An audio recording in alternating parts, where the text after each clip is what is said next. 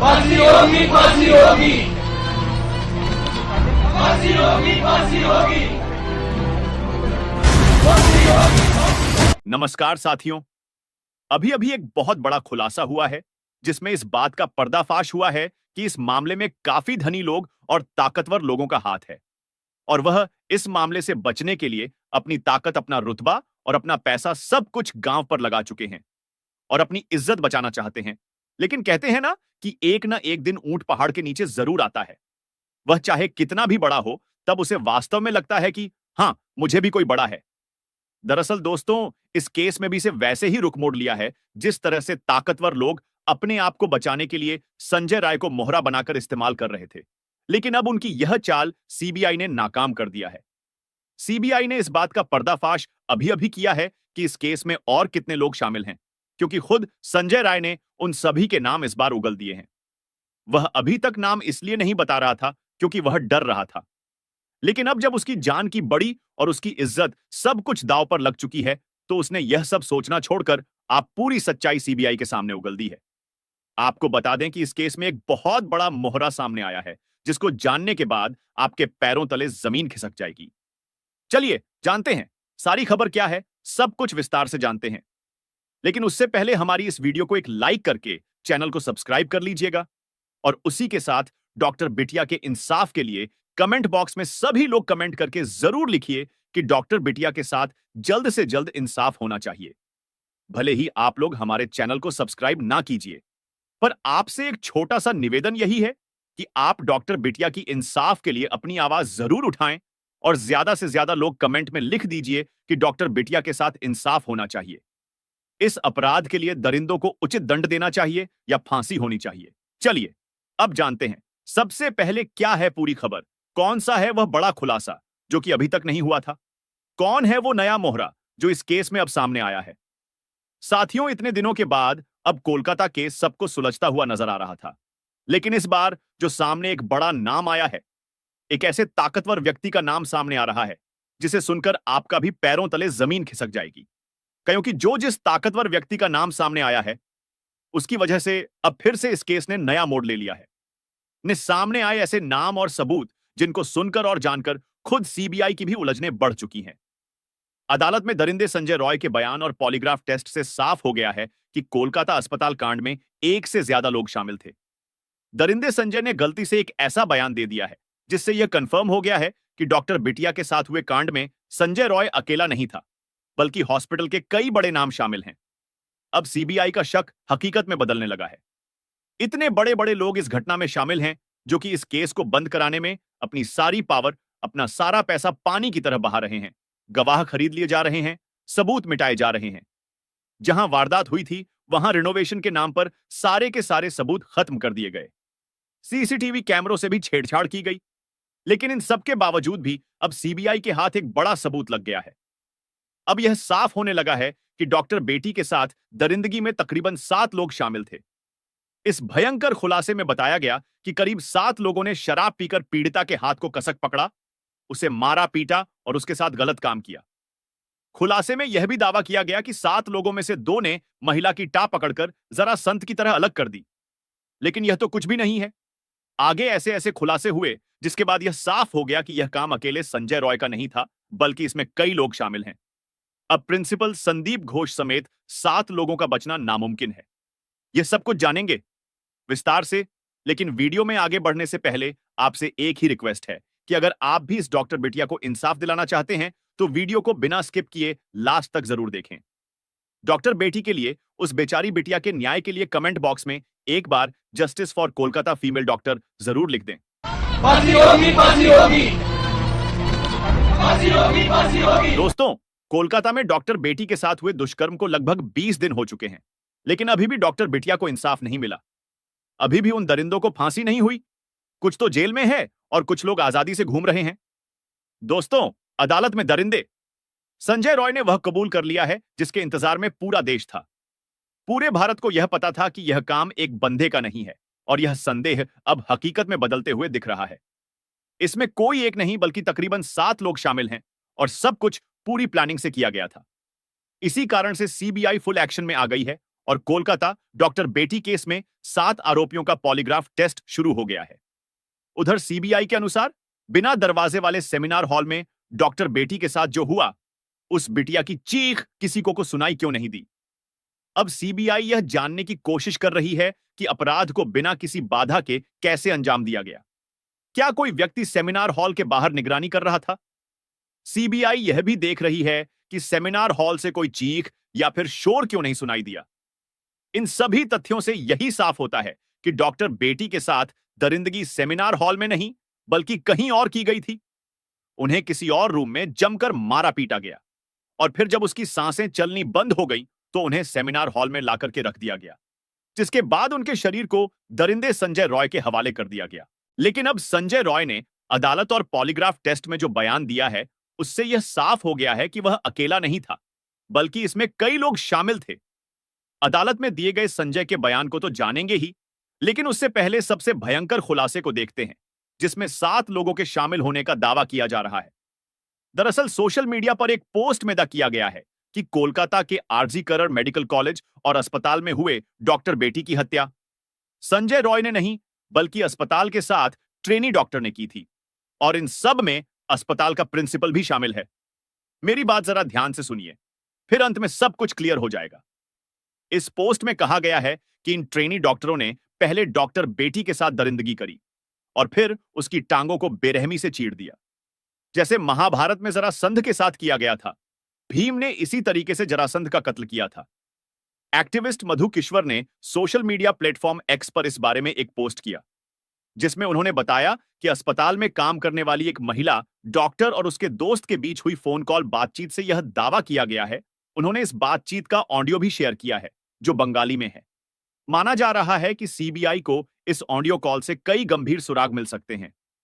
मधु किश्वर के अनुसार इस बातचीत में कहा गया है कि डॉक्टर बेटी एक बहुत ही होशियार स्टूडेंट थी, लेकिन उसे अस्पताल और प्रिंसिपल के कुछ बेहद भयानक राज पता चल गया था, जिसके कारण उसे धमकियां दी जा रही थीं। लेकिन इसके बावजूद भी डॉक्टर बेटी डरी नहीं। उसने विरोध किया और कहा कि अगर उसे परेशान किया गया तो वह अस्पताल की काली करतूतों को उजागर कर देगी, जिसके बाद पिछले 6 महीने से उसे लगातार परेशान किया जा रहा था। उसे बिना रुके 36 घंटे की नाइट शिफ्ट पर रखा जा रहा था और उस पर भारी काम का प्रेशर डाला जा रहा था। सीनियर पीजीटी और अन्य लोग भी इस बात से वाकिफ थे कि प्रिंसिपल और उनके ग्रुप नेक्सस का इस स्टूडेंट पर कितना दबाव है।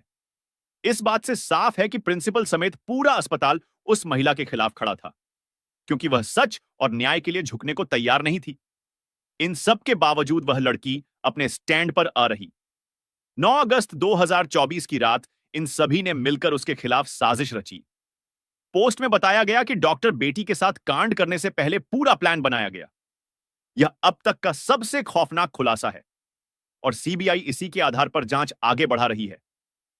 बातचीत में यह भी बताया गया कि पहले कई पीजीटी और सीनियर डॉक्टर सेमिनार रूम में आराम करते थे, लेकिन उस रात पीड़िता को अकेले वहां सोने के लिए कहा गया।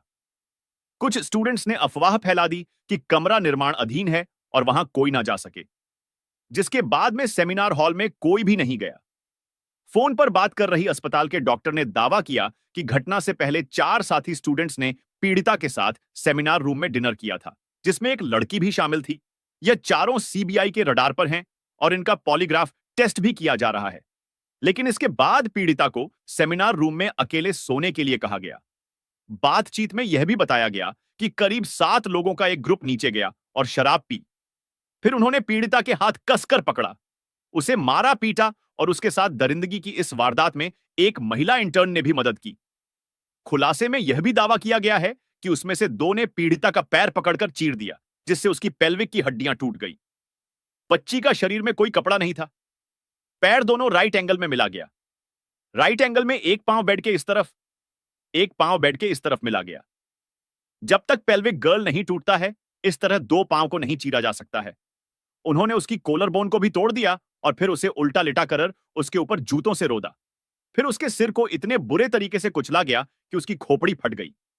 इस तरह से 9 अगस्त की देर रात कोलकाता के आरजीकर मेडिकल कॉलेज में डॉक्टर बेटी के साथ दरिंदगी की गई। देखिए, अगर यह सभी बातें सच हैं, तो फिर सीबीआई को इन 7 लोगों के खिलाफ सबूत जरूर मिलेंगे और संजय रॉय के साथ इन 7 को भी कड़ी से कड़ी सजा मिलेगी। इसके बाद जब यह सभी लोग वारदात को अंजाम देकर सीढ़ियों से नीचे उतर रहे थे तो संजय रॉय को देखा, जो ग्रुप डी के दूसरे कर्मचारियों के साथ शराब पी रहा था। इन डॉक्टरों ने संजय से कहा कि सेमिनार रूम में जाओ, वहां तुम्हारे लिए एक लड़की है। इसके बाद संजय ने डॉक्टर बेटी को अर्धनग्न पड़ा हुआ पाया और उसके साथ गलत काम किया, ताकि उसका लिक्विड भी उन 7 मर्दों के लिक्विड के साथ में डॉक्टर बेटी के शरीर में चला जाए। सुबह उस बिटिया का अर्धनग्न शरीर मिला। इसके बाद देश भर में डॉक्टरों ने विरोध प्रदर्शन किया। यह ट्वीट सीबीआई की जांच में काफी महत्वपूर्ण होने वाला है। माना जा रहा है सीबीआई ने भी 7 लोगों को रडार पर लिया हुआ है। कोलकाता के इस केस में 7 आरोपियों का पॉलीग्राफ टेस्ट शुरू हो गया है। मुख्य आरोपी संजय रॉय का पॉलीग्राफ टेस्ट जेल में ही किया गया। सीबीआई सूत्रों के मुताबिक आरोपी संजय रॉय ने पॉलीग्राफ टेस्ट के दौरान कहा कि जब वह सेमिनार हॉल में पहुंचा तो उससे पहले ही डॉक्टर मर चुकी थी और इसी डर के चलते वह सेमिनार हॉल से भाग गया। संजय रॉय ने दावा किया है कि उसे फंसाया जा रहा है, वह निर्दोष है। आरोपी संजय रॉय ने जेल गार्डों से भी यही था कि उसे दुष्कर्म और हत्या के बारे में कुछ भी नहीं पता, वह निर्दोष है। इसके अलावा सीबीआई ने आरजीकर मेडिकल कॉलेज के प्रिंसिपल संदीप घोष और 4 डॉक्टर जो वारदात की रात पीड़िता के साथ थे और 1 वॉलंटस 5 की जा रही है। इन सभी का पॉलीग्राफ टेस्ट सीबीआई के कोलकाता ऑफिस में हो रहा है। 9 अगस्त की रात इन डॉक्टरों में से कुछ ने पीड़िता के साथ डिनर किया था। फिलहाल सीबीआई इन सभी से गहराई से पूछताछ कर रही है, लेकिन अदालत में आरोपी संजय ने एक बयान देकर सभी को हैरान कर दिया है।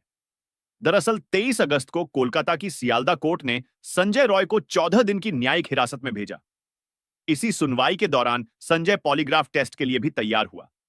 मैजिस्ट्रेट ने संजय से पूछा कि वह पॉलीग्राफ टेस्ट के लिए क्यों तैयार हुआ। इसे लेकर संजय ने कहा, पॉलीग्राफ टेस्ट से साबित होगा कि मैं निर्दोष हूं, मुझे फंसाया जा रहा है। संजय के इस बयान ने बवाल खड़ा कर दिया है, क्योंकि वह खुद को निर्दोष बता रहा है। इसका मतलब साफ है कि इस कांड में कई लोग शामिल हैं। इसी कारण सीबीआई फुल एक्शन मोड में आ चुकी है। सीबीआई का मकसद इन कर्मचारियों के बयान को जांचना है, क्योंकि सीबीआई बाकी मेडिकल रिपोर्ट्स जैसे कि पीड़िता के शरीर से लिए गए बाकी सबूतों को सीधे तौर पर घटना से जोड़ने में नाकाम रही है। दोस्तों, आपको बता दें कि पुलिस इन्वेस्टिगेशन के दौरान जो कुछ भी सबूत छुपाए जा सकते थे, मिटाए जा सकते थे, वह सब किया गया। बड़े बड़े लोग, बड़े पैसे वाले लोगों ने इस केस को दबाने की खूब कोशिश की, लेकिन जब से यह केस सीबीआई के हाथ आया है तब से उनके भी पसीने छूट गए हैं। मगर सीबीआई को कुछ सबूत हाथ नहीं लग रहे, क्योंकि उन्हें पहले ही मिटा दिया गया था। सीबीआई के मुताबिक कोलकाता पुलिस भी इस घटना में शामिल है। अब सीबीआई जानना चाहती है कि क्या इन 4 डॉक्टरों ने सबूतों के साथ कोई छेड़छाड़ की थी या फिर यह किसी बड़े षड्यंत्र का हिस्सा थे। क्योंकि पोस्टमार्टम रिपोर्ट इधर उधर करने में प्रिंसिपल समेत यह सभी लोग बेहद माहिर थे। इसी कारण से सीबीआई इस घटना को कई एंगल से जांच कर रही है। आरजी करण अस्पताल के प्रिंसिपल संदीप घोष से लगातार पूछताछ की जा रही है, लेकिन वह बार बार अपने बयान बदल रहे हैं। इससे यह साफ होता जा रहा है कि कांड में उसका बड़ा हाथ है। उसके घर पर भी सीबीआई और आयकर की रेड मारी जा रही है। लेकिन सवाल यही निकल कर आता है कि कौन है इस पूरे केस के पीछे, जो इन सबको बचा रहा है? कौन है वह पावरफुल लोग जिनका नाम सामने नहीं आ रहा है और वह अंदर ही अंदर इन सबको बचा रहे हैं? इस केस में सीसीटीवी फुटेज की गहराई से जांच की जा रही है। अस्पताल के सेमिनार हॉल के दरवाजे की सिटकनी कुछ दिनों से टूटी हुई थी और यह बात सबको पता थी। इसी कारण जब डॉक्टर रात 2 बजे से 3 बजे के बीच में सेमिनार हॉल में गई तो दरवाजा बंद नहीं कर पाई। लेकिन फिर भी किसी को कुछ पता नहीं चला कि अंदर क्या चल रहा है, या फिर सबने सब कुछ जानते हुए भी आंखें बंद कर ली। सीबीआई यह भी जानना चाहती है कि सेमिनार हॉल से कोई चीख क्यों नहीं आई, जबकि सेमिनार हॉल साउंड प्रूफ भी नहीं है। आपको बता दें कि आरजी करण अस्पताल में अश्लीलता का धंधा चलने का आरोप लगा है। कभी ड्रग रैकेट तो कभी अश्लील काम किए जाने जैसे गंभीर आरोप लगे हैं। अब सवाल यही उठता है कि क्या महिला डॉक्टर को यह सब पता चल गया था? क्या वह अस्पताल के इन काले कारनामों का पर्दाफाश करने वाली थी, इसीलिए उसे मार दिया गया? शनिवार को सीबीआई ने आरजी कर मेडिकल कॉलेज में कथित वित्तीय अनियमितताओं की जांच शुरू की। वहीं अदालत ने सीबीआई को 3 सप्ताह के भीतर इस जांच की प्रगति रिपोर्ट पेश करने का निर्देश दिया है। लेकिन अब सवाल यह है कि इस घटना का मुख्य आरोपी संजय रॉय नहीं तो कौन है? क्या इस पूरी घटना में आरजी कर अस्पताल के प्रिंसिपल संदीप घोष का हाथ है? क्या सीबीआई असली कातिल को ढूंढ पाएगी या फिर यह मामला भी मोटी फाइलों के नीचे दब जाएगा?